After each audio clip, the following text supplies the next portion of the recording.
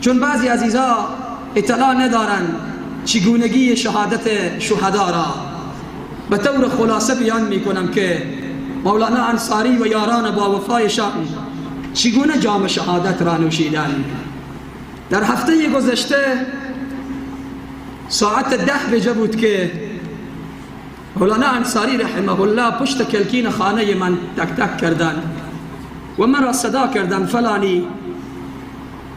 یک مرتبه صدا کردند، دو مرتبه صدا کردند، فامیل مرا با عجله صدا کرد که حضرت مولانا صاحب پشت کلکین هستند. بلند شدن گفتن امر کنید، گفتن آماده شو که جای همراه تو میریم. گفتم چشم. امر از آنها بود، دستور از آنها بود. گفتم چشم، آماده شدم. تا حتی 10 دقیقه 15 دقیقه جلوتر از آنها آماده شدم، انتظارشان را داخل خانه می کشیدم. بیرون شدن، بالا به خنده بیرون شدن از خانه. والله العظیم کاغذی که یادداشت کرده بودن برای من نشان دادن. گفتن صحبتی که میخواهم برای برادران برسانم آماده کردم. اگر از جلسه دیرتر آمده ایم، دیر شد، همراه تو یک جا باز مسجد میریم، نیازی نیست که به خانه برگردیم. گفتم هرچی که شما میگویید. فقط من مولانا صاحب انصاری و برادر عزیز من، برادر دلسوز من که در کنار ما همیشه بوده، خواجه حبیب الرحمن جان انصاری برادر بزرگ من هست، فقط همین 3 برادر از خانه بیرون شدیم، همراه یک موتروان بیرون شدیم. به او جلسه و او جایی که بود رفتیم. جلسه صورت گرفت. جلسه هم کسی دیگری نبود، اکثریت خبر دارند. فرد اول کشور آمده بود، ملا برادر آخوند، گفت میخواهم به طور خصوصی فلانی را ببینم. رفتیم در آنجا، به طور خصوصی آنها را دیدن. فدای تو شما ای رهبران، در آنجا هم از شما ملت یاد کردن، از خواهر و برادر یاد کردن، از مشکلات شما ملت یاد کردن. گفتند که این ملت را از خود دور نکنید، این ملت را از خود نرنجانید. این ملت سالها هست که غم دیده. مشاهد این صحنه بود و من نشسته بودم. گفتند رنج دیده، متوجه حال این ملت باشید. همین صحبت ها شد و رفتیم طرف تالار مولانا. اونجا رفتیم، صحبت های اخیر خود را کردم و بیرون شدیم. گفتن با عجله، گفتن که ما میریم، نماز جمعه هم هست. بعد از نماز جمعه مهمان هم داریم. علما بودن از ولایت غزنی، از کابل. و علما بعد از نماز مهمان ما بودن. با عجله بیرون شدیم. وقتی به دروازه خانه رسیدیم ساعت 5 کم 12 یا 10 کم 12 بود. میدانید که چی حالتی رخ داد؟ مولانا انصاری رحمه الله از موتر پایین شدن و دروازه را محکم گرفتن. گفتن فلانی تو تنها شو. گفتم همراه شما با هم دیگر میریم طرف مسجد. خیلی وقت است که در کنار شما و در پشت سر شما نیامدم. گفتم نه، تو از او دروازه برو، من از این دروازه زیارت میام، اما نماز خواندی با عجله بیا طرف خانه که مهمان ها تنها نباشند. بعد از نماز گفتم همدیگر را میبینیم و با صحبت میکنیم. سلاح به دست من بود، یک کلاشینکوف را هم خودشان گرفتن. گفتن که سلاح را هم بدی به من. سلاح را هم گرفتن، رفتن خانه. والله العظیم یک مرتبه دیگه برگشتن طرف ما نگاه کردن. یک نگاهی کردن، من همراه خود گفتم چرا چنین نگاهی طرف میکنی؟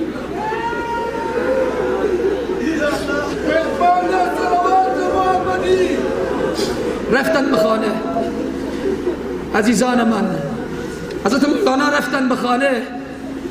گفتن وقت است برای فامیل خود. گفتن دل من کمی از حال میره، نمیفهمم که چیست. یک گلاس آب میوه برایشان جور کردن، منوش جان نمودن و همراه فامیل خود خدا حافظی کردن، ودا کردن، دستان مادر را بوسیدن.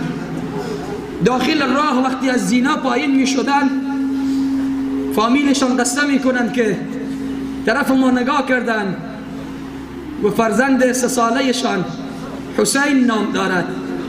حسین می آید می گوید بابا خود را عطر نزده اید، بابا خود را عطر نزدید. مولانا انصاری می گوید که بابا جان عطر زدم. می دانید طفلک چی می گوید؟ می گوید بابا نه، خوب خود را عطر بزنید، خود را خوب عطر باران کنید.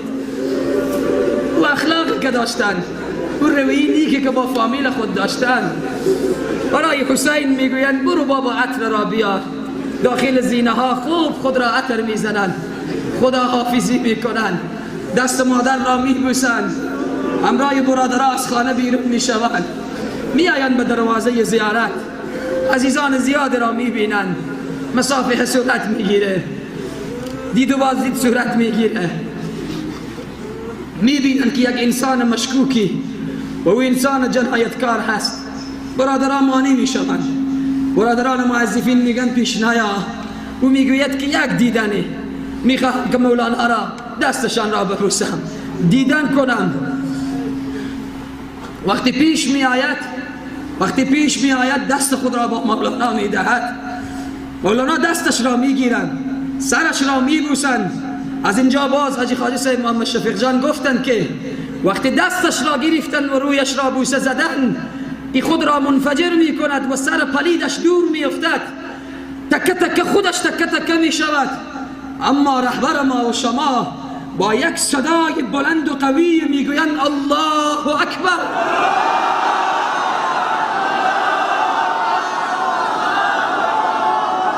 این نقل و قول است که مسئول معزفین که در کنار راه، در کنار سمت راستشان قرار داشتن، تقریبا پشت سرشان که فقط زخمی شدن قرار داشتن، گفتن مولانا، گفتن الله اکبر و این دستشان پرید دور و آهسته به زمین افتادن و من دیگر چیزی نفهمیدم.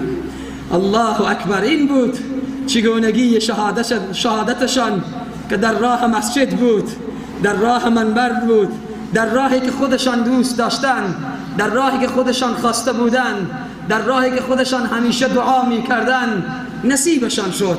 به او آرزوی خود رسیدن، به او آرمان دیرینه خود رسیدن. خوشا به حالشان، خوشا به سعادتشان. بعد از این که انفجار صورت گرفت، هر طرف محبان و مخلصین قلبهایشان به تپیدن شروع کرد و همه جا برای ما تاریک شد و همه جا برای ما سیاه شد و این روز سیاه درست است بر سر ما آمده. تاریک شده و نبوت از میان ما رفته، اما باز هم ما دشمن خود را خوشحال نمی کنیم. این آرزو آرمان را دشمن مگرم به گور ببرد که ما او را خوشحال کنیم و این راه را ترک کنیم و این منبر خاموش بشود و مراکزش، برنامه های تعلیمیش، برنامه های خدماتش به تمام امت تعطیل شود. هرگیز هرگیز هرگیز.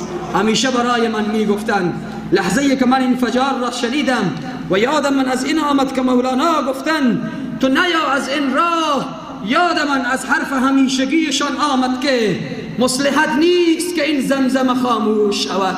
خودشان می دانستند چون معاملهشان با الله بود. غمگین نباشید ای جوان مردان، پریشان نباشید ای جوان مردان، ای شیر مردان امت اسلامی پریشان نباشید. مولانا انصاری و یارانشان باید در این راه می رفتن، چون که این راه نیاز به این خونهای زیبا و پاک دارد. اگر چنین خونهای ریخته نشود، امت به خواب می رود، امت به غفلت می افتد، امت پریشان می شود، امت بی سرنوشت می شود، امت پکه شده امروز، امت بیدار شده امروز، دشمن به لرزه افتاده امروز. پس باید خوشحال باشیم. الله منان از فوق آسمان ها تحفه‌ای که در شأنشان بود و در شأن الله بود برای این عزیزان داده است. نعمتی بالاتر از شهادت. وقتی شهدا در او قنادیل بهشت، در او قنادیل عرش پروردگار عالم قد جا میگیرند و قرار میگیرند، از آنها پرسان میشه که نعمت دیگری هم میخواهید؟ آیا چیزی برای شما کم رسی نموده؟ میگویند نه یا الله، همه چیز به ما رسیده، یک چیز دیگر میخواهیم. ما را زنده کن، ما را به دنیا ببر که باز در راه تو شهید بشویم. باز زنده کن که باز در راه تو کشته شویم و شهید بشویم. ندا می آید که نه، نعمت شهادت یک مرتبه داده می شود. الله اکبر. این نعمت از جانب الله هست. خیلی کسانی میخواستند، خالد بن ولید در میدان جهاد میخواست اما به بستر و بیماری وفات نمود. وقتی خالد بن ولید را غسل میدادند سر تا پایش اثر شمشیر، اثر نیزه، اثر شمشیر دشمن بود، اما به درجه شهادت نمیرسد و مرگ خود از دنیا میرود. این سعادت به زور و بازو نیست تا نبخشد خدای بخشنده. بله دوستان گرامی،